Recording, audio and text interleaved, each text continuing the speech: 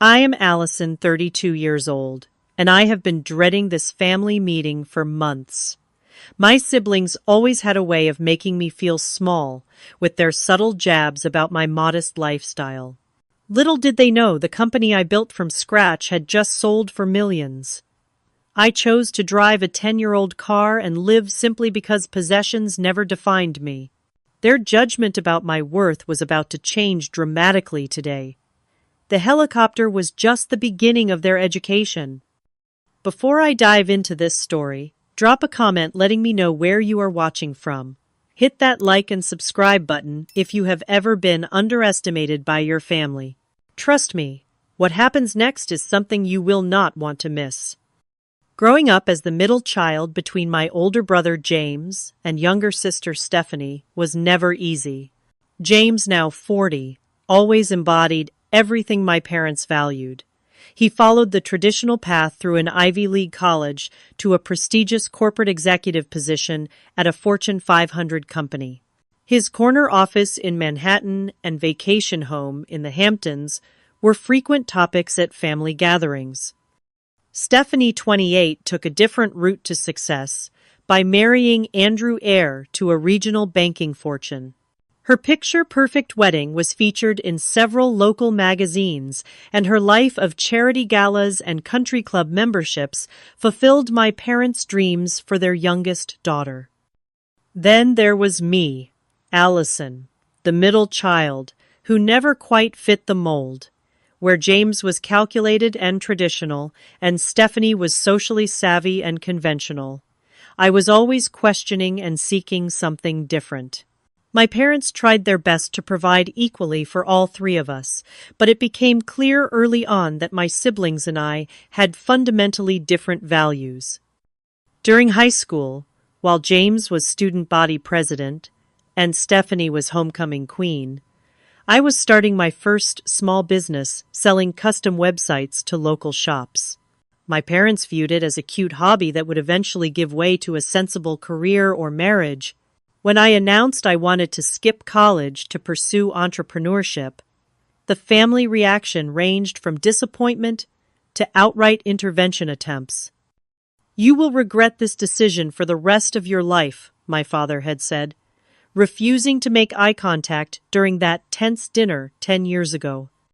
10 years ago, I left our hometown of Cedar Springs with just $200 in my pocket and a determination to prove my path was valid. My family predicted I would be back within 6 months, humbled and ready to accept their version of success. When I did not return, they created their own narrative. That I was struggling but too proud to admit it, that my business ventures had failed, that I was barely scraping by in some tiny apartment in the city. In reality, my journey had been challenging, but ultimately successful beyond anything they could imagine. After several failed startups and nearly going bankrupt twice, my tech security company gained traction with a patent that revolutionized data protection for small businesses.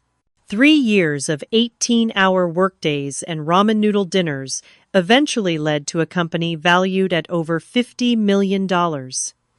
6 months ago, a larger tech firm acquired us, making me wealthy beyond my wildest expectations. Yet I told none of this to my family. Each holiday call or rare visit home, I listened to their assumptions about my struggling lifestyle without correction. When James asked if I needed help with rent, or when Stephanie offered me her old designer clothes, I simply thanked them politely and changed the subject. It was easier than explaining why I chose to live modestly despite my success, that I valued experiences over possessions, that I was building schools in developing countries rather than buying mansions. The call about my parents came 3 weeks ago. Mom had fallen and broken her hip, and Dad's early-stage dementia was progressing faster than expected. They needed more care than they could afford on their retirement savings. James had called a family meeting to discuss options and financial responsibilities. His voice held the usual thinly veiled judgment when he asked if I could manage to come home and contribute whatever I could to their care. Now, as my flight prepared to land in the small regional airport near Cedar Springs, anxiety churned in my stomach.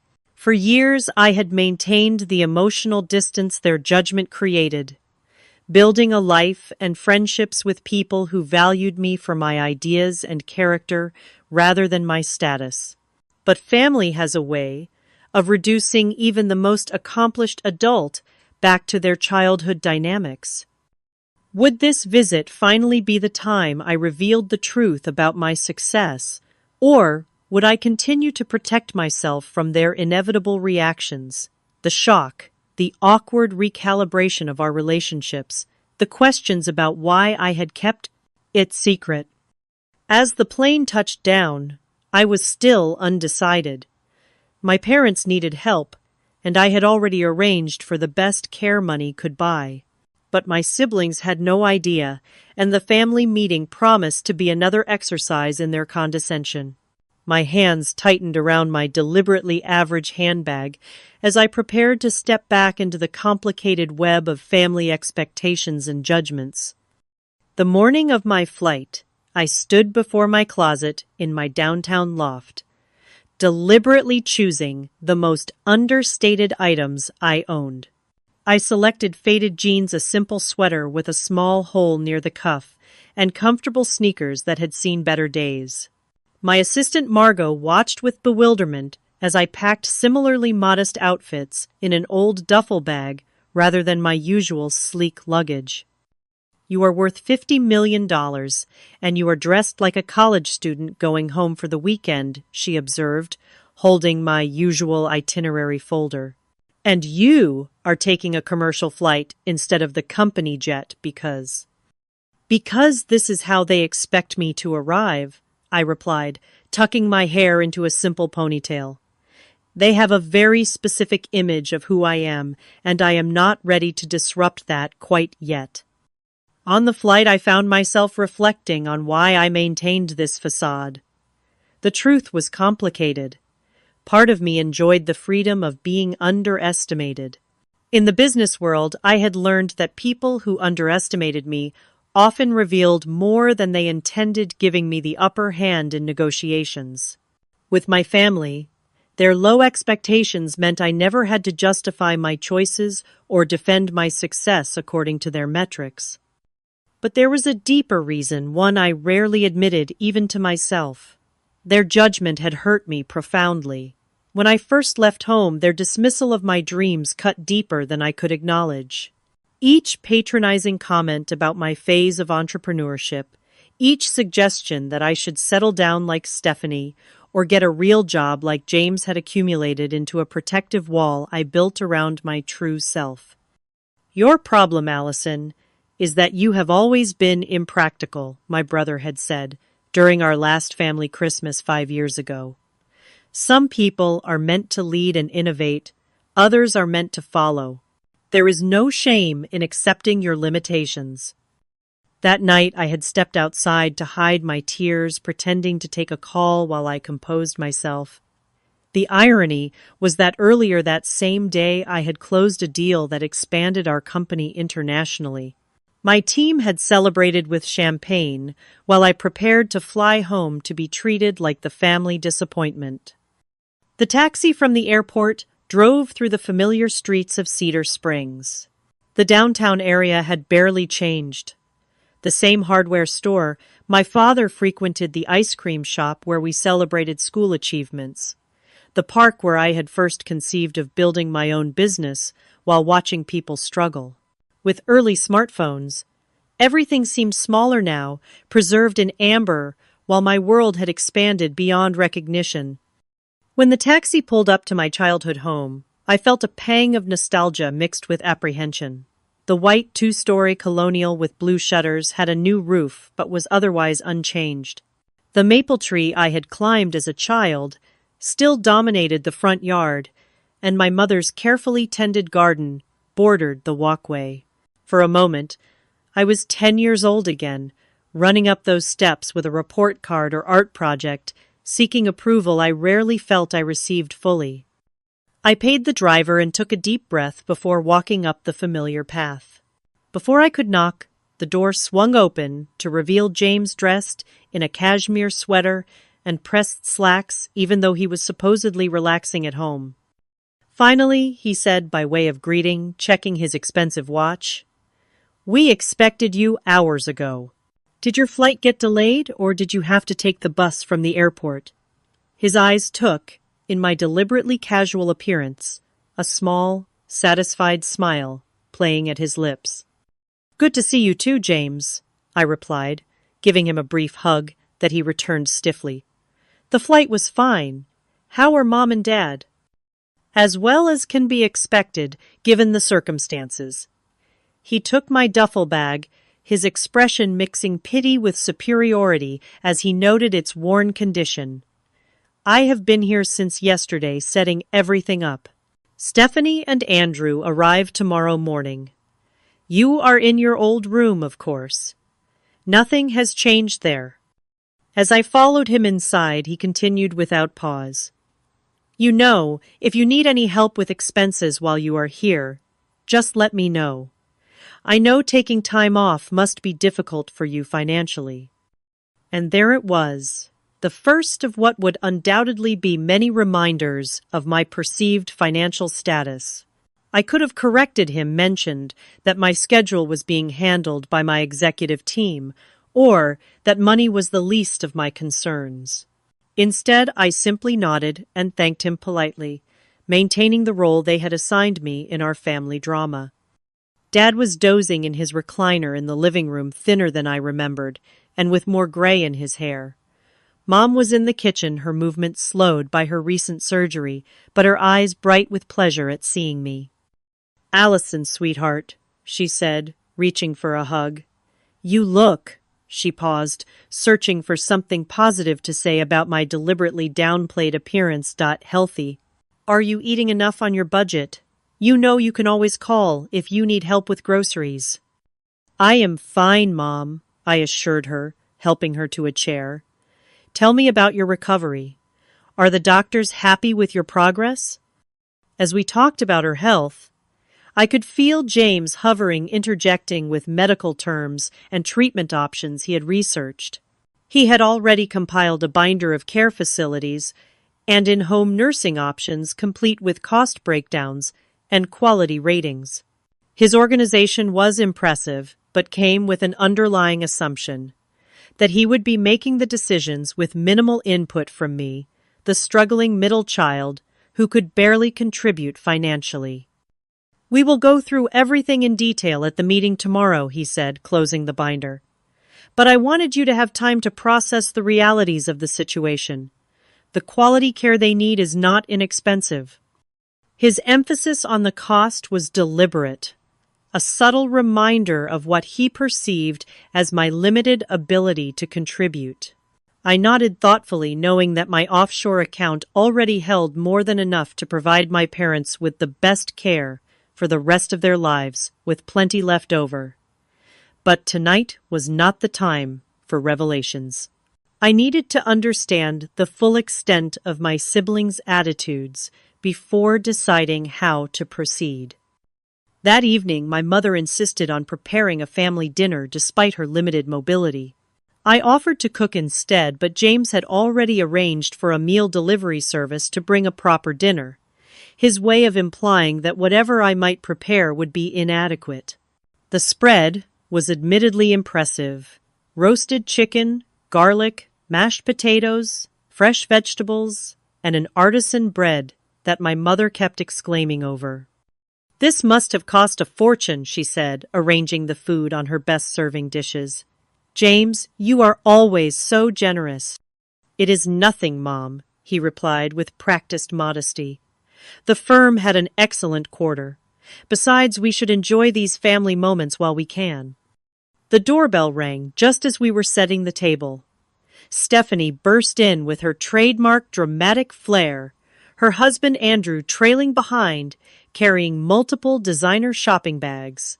My sister looked like she had stepped out of a fashion magazine in her cashmere dress and pearls, her blonde hair perfectly styled despite the supposed hassle of travel.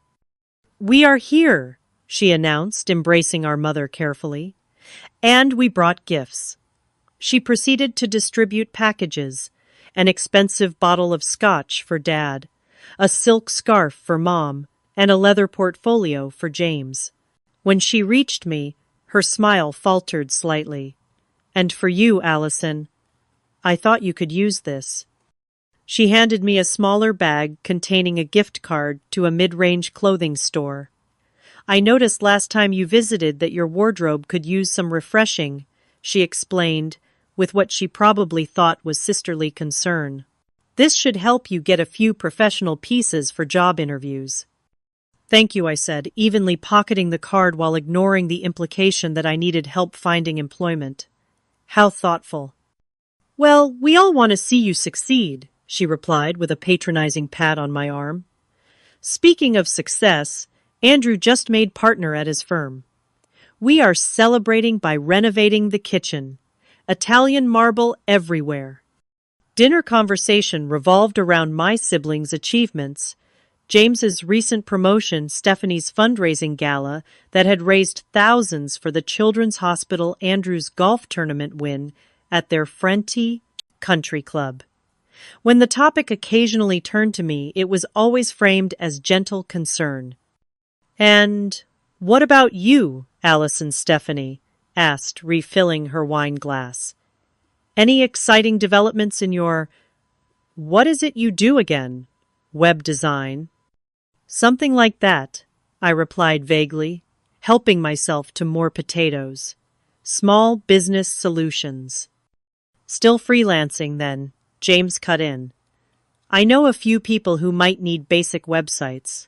Nothing major, but it could provide some steady income, more reliable than gig work." "I appreciate that," I said, swallowing both my pride and the urge to mention that my gig work had recently been valued at $50 million. Dad, who had been relatively quiet, suddenly focused on me. "Are you still in that tiny apartment? The one with the noisy neighbors?" That apartment had been 5 years and 3 residences ago. I now owned a penthouse overlooking the city park, but they did not need to know that yet. "I have a comfortable place," I answered truthfully. "Well, comfort is relative," Stephanie laughed. "Remember when Allison thought success meant making enough to buy name-brand cereal instead of the generic stuff?" As everyone chuckled at my apparent simplicity, the conversation inevitably turned to tomorrow's purpose: our parents' care needs. The reality is, James began shifting into his executive presentation mode that Mom and Dad need more support than Medicare will cover. Their retirement savings are substantial, but not infinite, especially considering the quality of care they deserve. "We have been looking at several options," Stephanie added. "There is a wonderful assisted living community near us. Very exclusive, but we know the director. The medical amenities are top-notch," Andrew contributed, "and the social environment would be perfect for them." Throughout this discussion, I noticed how they seamlessly used "we," while occasionally glancing my way with expressions that clearly excluded me from that collective decision-making. The message was clear. They were the successful ones who would handle the important decisions and financial arrangements. I was expected to contribute what little I could and be grateful for their generosity in not demanding more. Of course, these premium facilities come with premium costs. James continued directing this comment specifically to me, but Stephanie and I have discussed how we will handle the financial arrangements. "We want to be fair about the contributions," Stephanie added with false sweetness. "Everyone should contribute according to their means."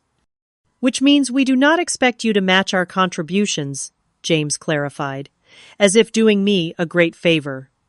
"Whatever you can manage will be appreciated, even a token amount." I felt my cheeks burning with a mixture of anger and humiliation, not because I could not contribute, but because they had so completely written me off without ever asking about my actual situation. Years of assumptions and judgments had created a narrative about me that they accepted as absolute truth. "You have always had so much potential, Allison." My mother sighed, patting my hand. I still do not understand why you never finished that business degree. You could have been so successful like your brother. Different paths work for different people, Mom, I replied quietly. Not everyone measures success the same way. True, James nodded condescendingly. But some measures of success are more tangible than others. Security, stability, the ability to care for family, these are universal indicators that one's choices have been sound. As the subtle digs continued throughout dinner, I maintained my composure while internally debating my next move. Part of me wanted to reveal everything immediately, to see their expressions when they realized how wrong they had been about me all these years. But another part hesitated, wanting to understand the full extent of their assumptions before changing our family dynamic forever. By the time dessert was served, I had made my decision. Tomorrow's family meeting would be the moment of truth, when they would learn that their struggling middle child had been more successful than they could have imagined, just not in the ways they had prescribed. The official family meeting began promptly at 9 the next morning in our parents' living room.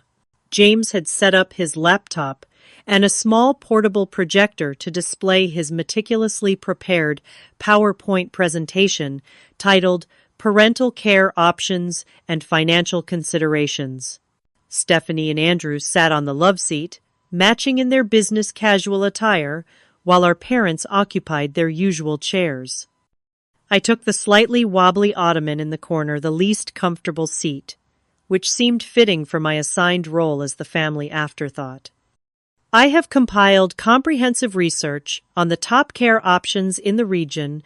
James began clicking through slides of upscale facilities with manicured grounds and elegant interiors.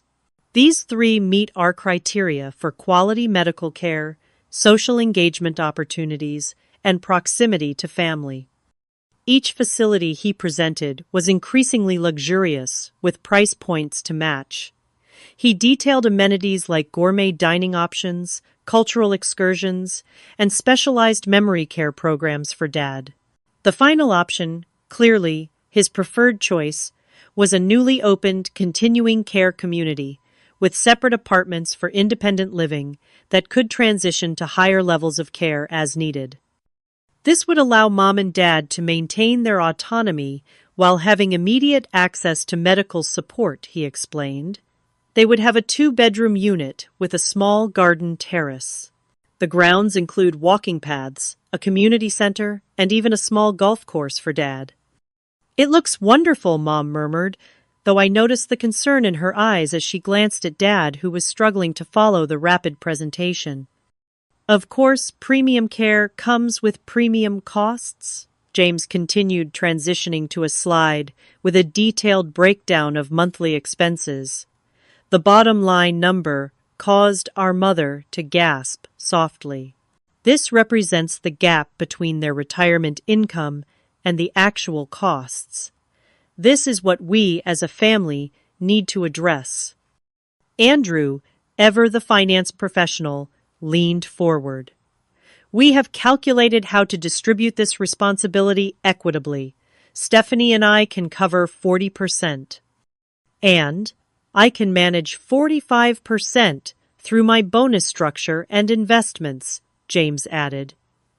That leaves 15%, which is approximately $1,200 monthly. All eyes turned to me. The unstated question hung in the air. Could I even afford to contribute my relatively small share? I remained silent, curious how they would frame their assumptions about my finances. Stephanie cleared her throat delicately. Allison, we know your situation is different from ours. If that amount is prohibitive, perhaps you could contribute in other ways.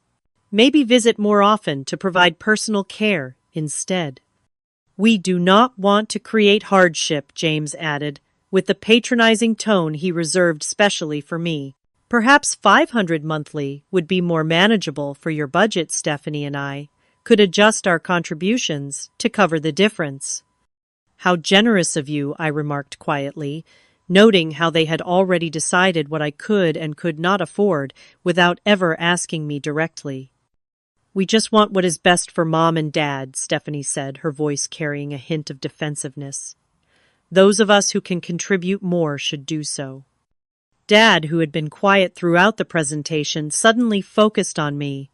"Do you even have a steady job now, Allison? Last we talked, you were between projects." Before I could answer, James interjected. "I have actually been meaning to discuss that. My company has an entry-level marketing position opening up.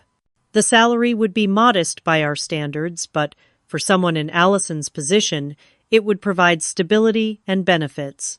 I could put in a word. "That is so thoughtful," Stephanie beamed at our brother. "A real job with a real company would make such a difference for you, Allison." The condescension was becoming unbearable.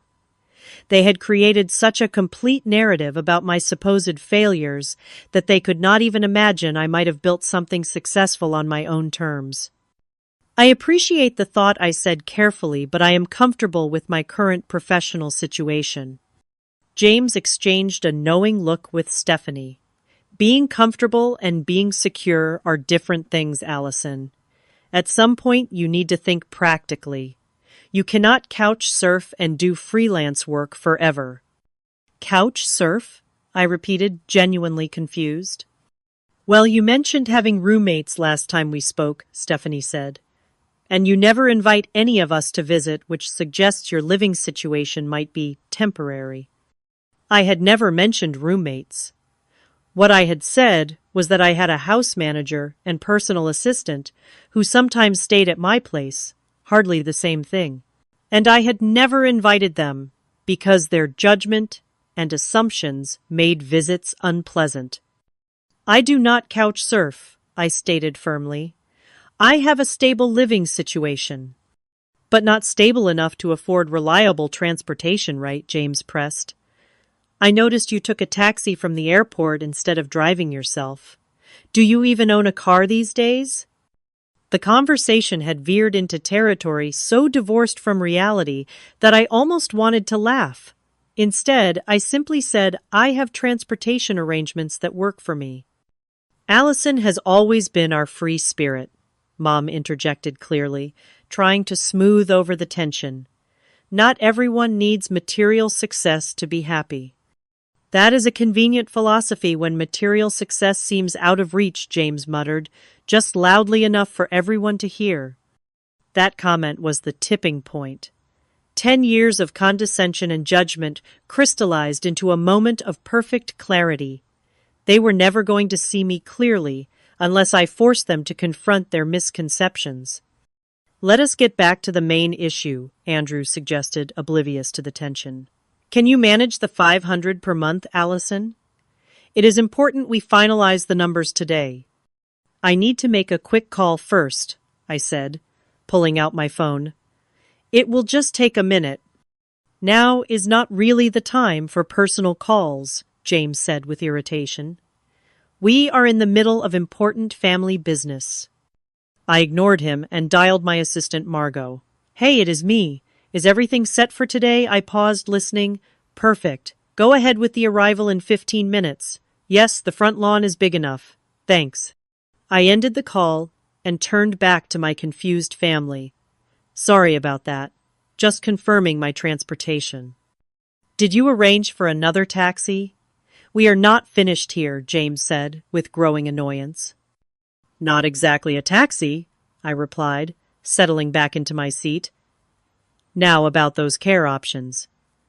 I actually have another facility to suggest. It opened last year, about 20 minutes from here. It has an exceptional memory care program and has been recognized nationally for its innovative approach." "I researched every quality facility within 50 miles, James said dismissively. "If it were worth considering, it would be in my presentation." "This one is quite exclusive," I continued calmly. "They only accept private clients through their foundation. No public listings." "And how exactly would you know about an exclusive unlisted care facility?" Stephanie asked with a laugh. I smiled slightly. I know because I funded it. The Westbrook Senior Health Foundation is my project. A confused silence fell over the room. James recovered first. What do you mean, your project? You cannot possibly be suggesting you have the resources to fund a healthcare facility. That is exactly what I am suggesting, I replied. This is ridiculous, he scoffed. Next, you will tell us you own a yacht and a private island. No island, I said with a small smile. Not yet, anyway. Allison, if this is your idea of a joke, it is not funny, Stephanie said sharply. We are trying to have a serious discussion about our parents' future. I assure you, I am being completely serious, I replied. Right, James laughed derisively. The same sister who cannot even afford a car suddenly owns a healthcare foundation. Makes perfect sense. As if on cue, the distinctive sound of helicopter blades cutting through the air became audible, growing louder by the second. My family's conversation halted as the noise became impossible to ignore. What on earth? My mother exclaimed, moving toward the window. Outside, a sleek black helicopter was descending onto their spacious front lawn. The downwash from its rotors, bending the grass and shaking the branches of the maple tree. Are they allowed to do that? Stephanie asked in alarm. Should we call someone? I calmly gathered my things and stood up. No need to call anyone. That would be for me. 5 pairs of eyes stared at me in complete confusion. What do you mean for you? James demanded. What is going on, Allison? I walked to the door and turned back to face my family. I believe your exact words were that I cannot even afford a car, I said evenly. You were right. I do not own a car. I opened the door as the helicopter settled onto the lawn and its engines began to idle. The pilot, dressed in a crisp uniform, gave me a wave of recognition. My ride is here, I announced simply. My mother's face went pale before she sank slowly onto the couch in a dead faint. My father stood, frozen mouth agape. Stephanie clutched Andrew's arm so tightly her knuckles turned white, while James looked like someone had just told him the earth was flat. Before stepping out, I turned back one more time. When Mom wakes up, tell her I will be back in an hour. I think we should continue this conversation at my new place. The helicopter can take all of us. As the helicopter lifted off with me inside, I caught a glimpse of my family still standing in the doorway, their expressions a mixture of shock, confusion, and disbelief. The pilot handed me a headset to block the noise, and I sank back into the leather seat, finally allowing myself to process what had just happened. Everything all right, Miss Parker? The pilot asked. You seem tense. Just family drama, Rick, I replied, watching my childhood home grow smaller below us. You know how it goes. Yes, ma'am. Should I circle around a few times to give them something to talk about? He asked, with a hint of humor. I laughed, feeling some of the tension dissipate. Tempting, but let us head directly to the estate. We will be bringing them all back with us shortly. The helicopter banked gently toward the wooded hills outside town, where my newly purchased estate was located. I had bought the 30-acre property 6 months ago, when I decided to establish a regional office closer to my hometown.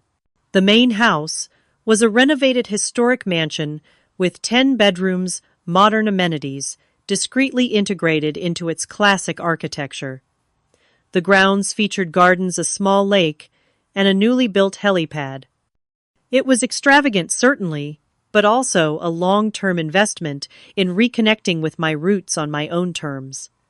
Below us, I could see the estate coming into view, the sprawling main house with its stone facade, the carefully landscaped grounds, and the guest house where my staff stayed. It was beautiful, but also somewhat intimidating, which was precisely why I had hesitated to reveal its existence to my family. How could I explain that despite this outward display of wealth, I still valued simplicity and purpose over status.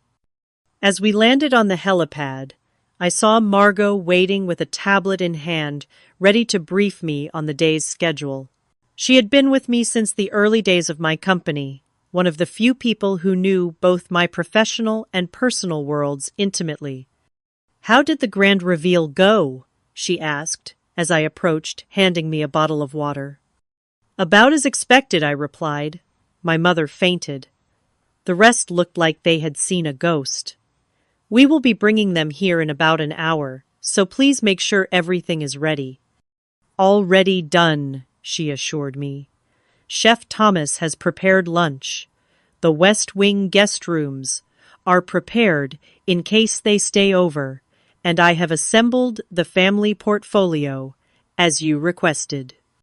The family portfolio contained documentation of the care arrangements I had already been quietly putting in place for my parents, the foundation I had established that operated the senior care facility, the trust fund to cover all their close medical needs, and the legal framework that would ensure they received the best possible care regardless of how family dynamics played out. "Thank you, Margot. What would I do without you?" "Probably buy another tech company out of boredom," she quipped. Speaking of which, the Tokyo team sent over the proposal for the new security protocol. They need your feedback by tomorrow. "I will review it tonight," I promised. But family comes first today, complicated as that may be. An hour later, Rick radioed that he was approaching my parents' house. I took a deep breath, preparing for the next phase of this revelation. Part of me regretted the dramatic helicopter entrance, but after years of dismissal and condescension, perhaps a dramatic gesture was exactly what was needed to break through their perceptions. When the helicopter returned, my entire family was aboard, their expressions still stunned.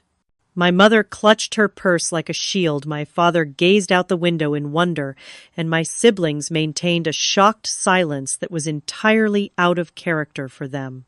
Only Andrew seemed to have recovered somewhat, his banker's mind likely already calculating the value of what he was seeing. As we landed, and they disembarked, the full impact of the estate came into view. Stephanie's mouth literally dropped open, while James kept blinking rapidly, as if trying to wake himself from a dream. "Welcome to my home," I said, simply leading them toward the main entrance, where Margot waited with a professional smile. "This is yours," my mother finally managed to ask as we entered the soaring foyer with its grand staircase and crystal chandelier. "Yes, Mom. I purchased it 6 months ago when I decided to establish a regional office nearby." Regional office of what James demanded, finding his voice at last. I led them into the main living room, where floor-to-ceiling windows overlooked the gardens and lake beyond of Parker Security Solutions. My company. I gestured for them to sit on the plush sofas arranged around a marble coffee table. "Your company," he repeated flatly. "Since when do you have a company? And how could you possibly afford all this?" "I founded PSS 8 years ago," I explained calmly. "We specialize in cybersecurity solutions for small to mid-sized businesses. 6 months ago, we were acquired by Nexus Technologies for just over $50 million. I retained leadership of the division and significant equity in the parent company." The silence that followed was deafening.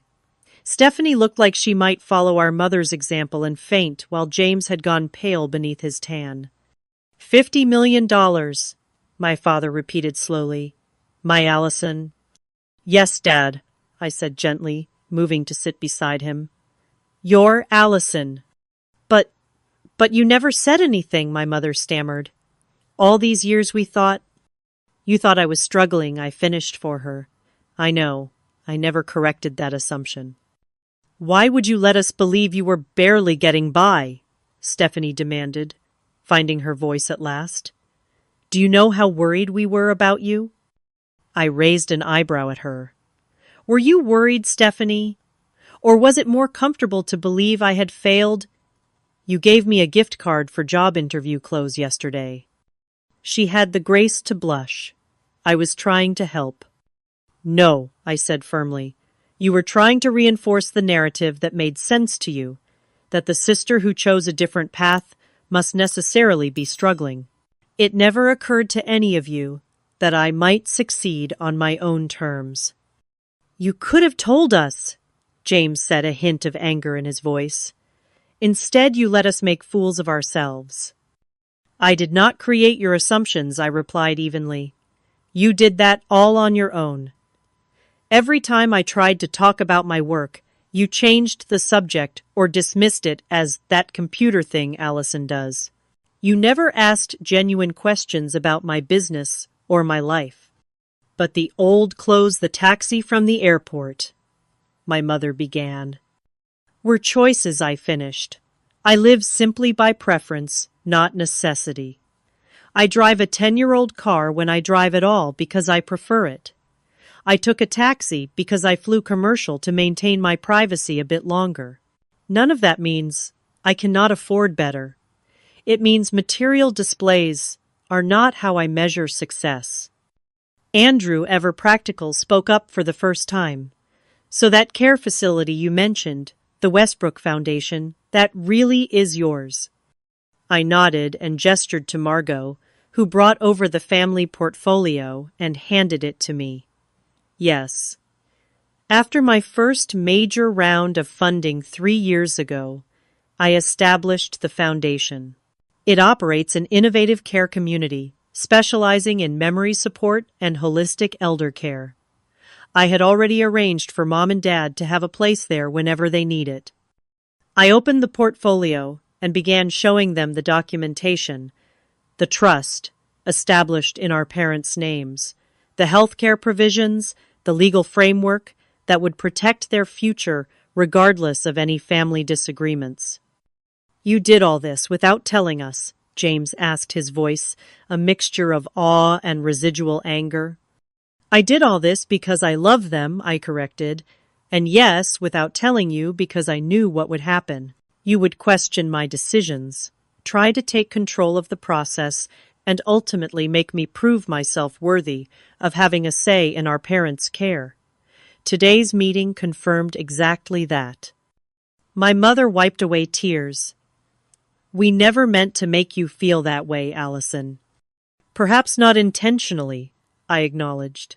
But every gift card for basic necessities, every offer of an entry-level job at James's company, every condescending remark about my potential sent the same message, that you believed I had failed and needed rescue. We were trying to help, Stephanie insisted. Were you, or were you, trying to validate your own choices by casting mine as the cautionary tale, the family screw-up, who could not succeed without following your prescribed path? My words hung in the air, uncomfortable but true.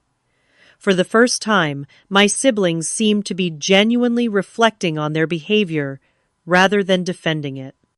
My father reached over and took my hand, his eyes clearer than they had been all weekend. I always knew you were special, Allison. Different, yes, but special. I just did not understand what you were building.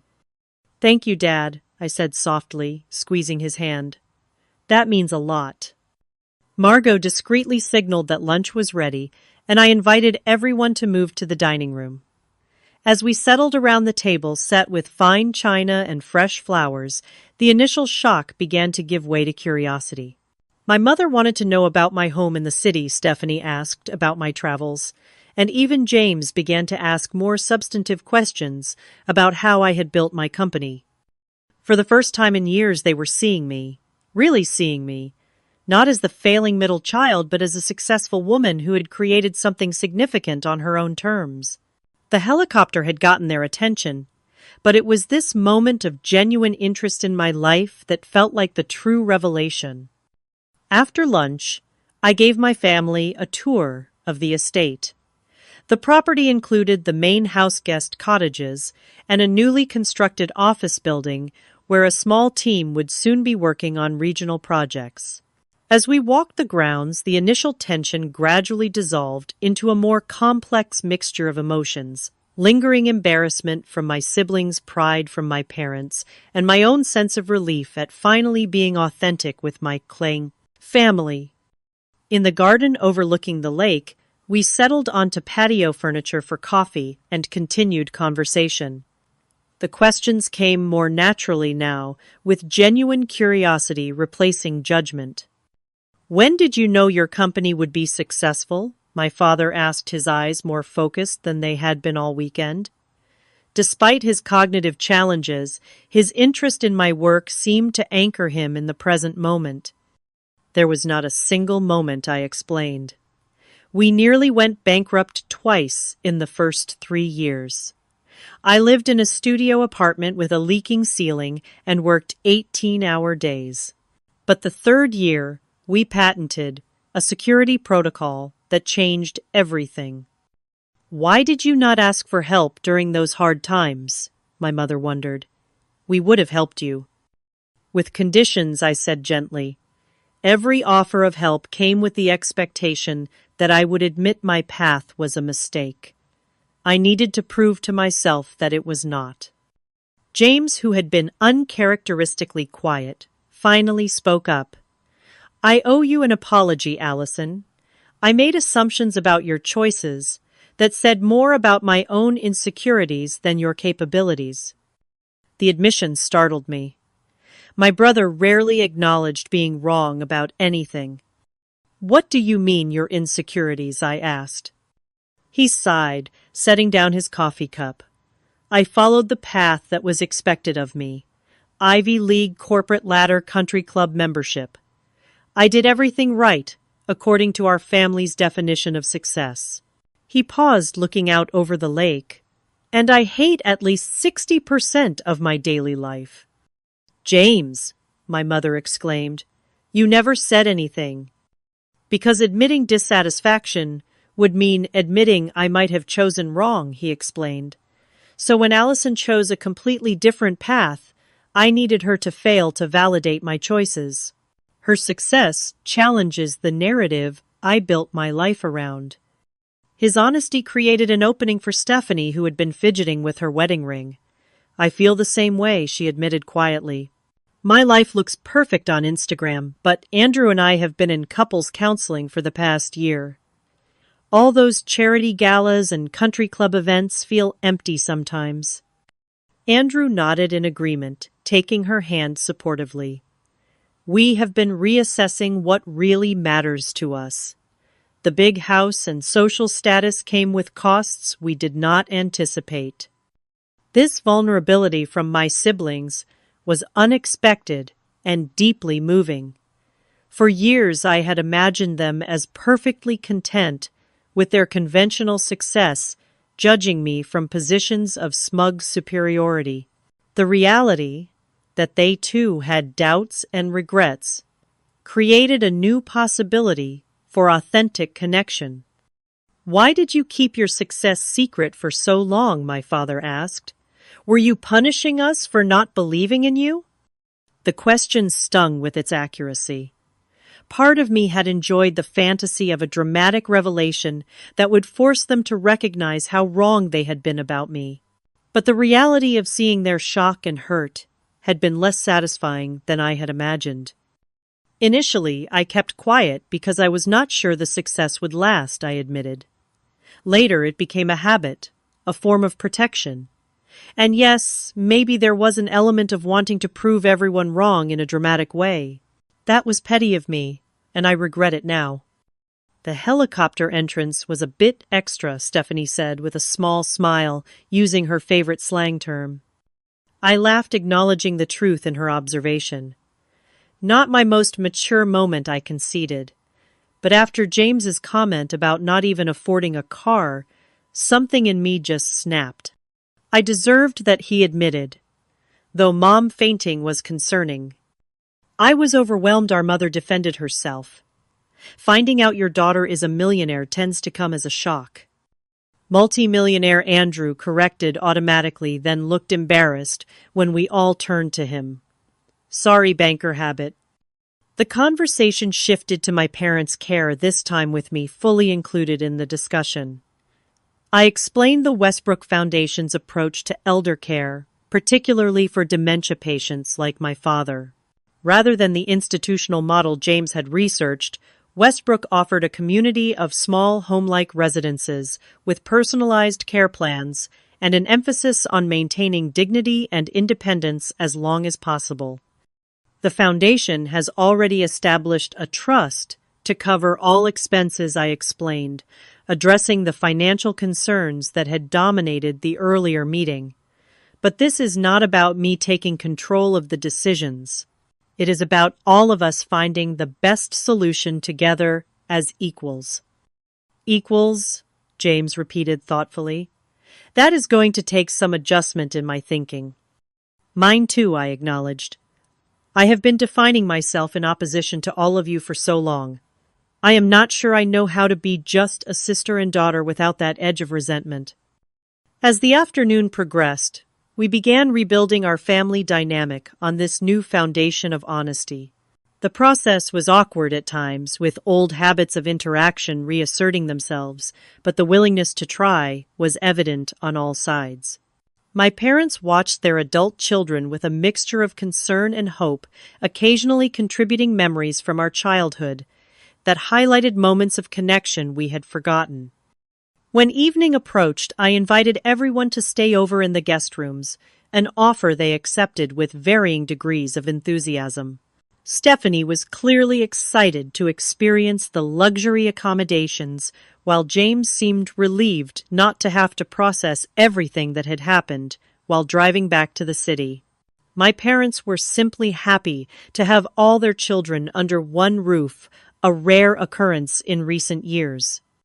Over dinner, prepared by my personal chef, we continued building bridges across the years of misunderstanding. There were difficult moments. Stephanie's hurt over not being included in my real life, James's lingering defensiveness about his career choices, my parents' regret at not supporting my entrepreneurial path more fully. But there were also moments of genuine connection, and even laughter as we shared stories from our separate lives. So, you really flew to Tokyo for a day just to meet with investors? Stephanie asked incredulously. I cannot imagine having that kind of freedom. It was not as glamorous as it sounds, I assured her. I was so jet-lagged I put salt in my coffee instead of sugar and nearly fell asleep during the presentation. Still, she sighed. Your life sounds exciting. Parts of it are, I acknowledged. Other parts are ordinary and sometimes lonely. Success created opportunities, but also isolation. There are trade-offs to every choice. I think that is what I am finally starting to understand, James said thoughtfully. There is no perfect path that guarantees happiness. We all just do our best with the choices we make. As we finished dinner and moved to the living room for dessert, I realized something profound had shifted in our family dynamic. The hierarchies and judgments that had defined our relationships for so long were not gone entirely, but they had been fundamentally disrupted. In their place was something tentative but promising, a more authentic connection based on who we really were rather than who we pretended to be. When my mother accidentally knocked over her coffee cup, staining the expensive carpet, her immediate distress revealed how much she still saw herself as a visitor in my world rather than family. I am so sorry, she gasped. That rug probably costs more than our car. It is just a rug, Mom, I said gently. Things can be replaced. This conversation, this honest connection we are building, that is what matters. Later, as everyone retired to their rooms for the night, I stood on the terrace looking out at the moonlight, reflecting on the lake. James joined me, offering a glass of whiskey from my collection. You have done well for yourself, little sister, he said with genuine admiration. Not just the money and all this, he gestured at the estate, but building something meaningful on your own terms. That takes courage. I am not sure I have. It is never too late to make changes, I told him. If you hate 40% of your life, that is actually not terrible odds. But you could aim higher. He laughed softly. Always the optimist. Some things never change. Some things should not, I agreed, clinking my glass against his in a quiet toast to new beginnings. The next morning, sunshine streamed through the windows of the estate's breakfast room as my family gathered around the table. Chef Thomas had outdone himself with a spread of fresh pastries, fruit gourmet omelets, and perfectly brewed coffee. The conversation flowed more naturally now, with less tension and more genuine interest. I still cannot believe you funded an entire care facility, my mother said, adding cream to her coffee. How did you even know what was needed? Research, I explained. After Dad's diagnosis, I dove into learning everything I could about progressive memory care. The traditional options seemed so institutional and impersonal. I wanted to create something that preserved dignity and joy, not just safety. That is what impressed me most during yesterday's tour, James admitted. The attention to design details that support memory patients without looking clinical. The residents seemed genuinely happy. That was the goal, I nodded. When residents moved in, we interviewed their families about their life histories, preferences, even the small daily rituals that made them feel at home. The architecture and programs were built around those human needs, not just efficiency. Could I? Would it be possible for me to volunteer there sometimes? Stephanie asked hesitantly. My charity work has felt increasingly superficial lately. This seems like somewhere I could make a real difference. They would love that, I said, genuinely touched by her interest. They have an arts program that could use someone with your eye for design. The conversation shifted to more practical matters. The timeline for our parents' potential move to the facility, the legal arrangements, and how we would stay connected as a family through the transition. For the first time, we were discussing these issues as equal partners, each contributing our different strengths to the solution. After breakfast, we moved to the garden for a family photo, the first in many years where the smiles felt genuine rather than performed. As we arranged ourselves on the terrace steps, I found myself reflecting on how dramatically our family dynamic had changed in just 48 hours. Before you return home, there is something I want to share with all of you, I said, once we were settled in the living room again. My success has been meaningful professionally, but it has come with personal costs I am only now beginning to address. What do you mean, dear? My mother asked with concern. I have spent 10 years defining myself in opposition to this family, I explained. Working to prove you wrong became such a driving force that I sometimes lost sight of what I actually wanted for myself beyond that validation. Building walls to protect myself from judgment also kept me isolated from genuine connection. I think we all played a part in that dynamic, my father said with unexpected clarity. Family systems are complicated. Everyone contributes to the patterns. Exactly, I agreed, surprised and touched by his insight. Which is why healing needs to involve all of us. I am planning to stay in this area part-time now, splitting my time between here and the city. I want us to rebuild our relationships not based on who we thought each other was, but who we actually are. I would like that very much, my mother said, reaching for my hand. To get to know the real Allison, not just the version we imagined. And I want to know the real versions of all of you too, I added. Not just the roles we fell into over the years. James cleared his throat. Speaking of authentic selves, I have been thinking about making some changes. I have been offered a teaching position at the business school, less money, but more meaningful work. After seeing what you have built, Allison, I am inspired to stop doing what is expected and start doing what matters. That sounds perfect for you, I said sincerely. You always were a natural teacher. Stephanie shared her own tentative plans. for shifting her social energy from status-oriented charity galas to more hands-on community work, while Andrew mentioned his interest in ethical investment counseling for nonprofits. My parents listened with evident pride as their adult children spoke about aligning their lives more closely with their values. As the weekend drew to a close and preparations were made for everyone's departure, I felt a profound sense of peace. The helicopter that had caused such drama was now just one transportation option among many, no longer a symbol of division, but simply a convenient way to take my parents home. "Will you come for Sunday dinner next week?" my mother asked as we said our goodbyes. "Nothing fancy, just family." "I would love that," I replied, embracing her warmly. "Just family sounds perfect." After everyone had gone, I walked through the quiet house, reflecting on the weekend's events. The revelation of my success had created an opening for something more valuable than recognition or vindication. The possibility of authentic connection with the people who had known me longest. True wealth, I realized, was not measured in helicopter rides or estate homes, but in relationships where you could be fully yourself and still be loved.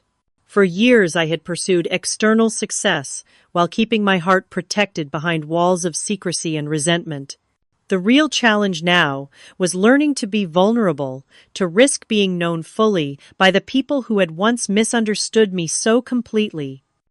As I settled on the terrace with my laptop to review the Tokyo proposal, Margot had mentioned I felt lighter than I had in years. The complicated family dynamics were not magically resolved, and there would undoubtedly be setbacks and old patterns reasserting themselves in the months ahead. But a fundamental shift had occurred, creating space for new possibilities in our relationships. The sun was setting over the lake, casting golden light across the water. In that moment, I felt immense gratitude. Not for the material success that had allowed me to make a dramatic entrance via helicopter, but for the courage to finally be authentic with the people who mattered most. That was the true victory, far more meaningful than proving anyone wrong.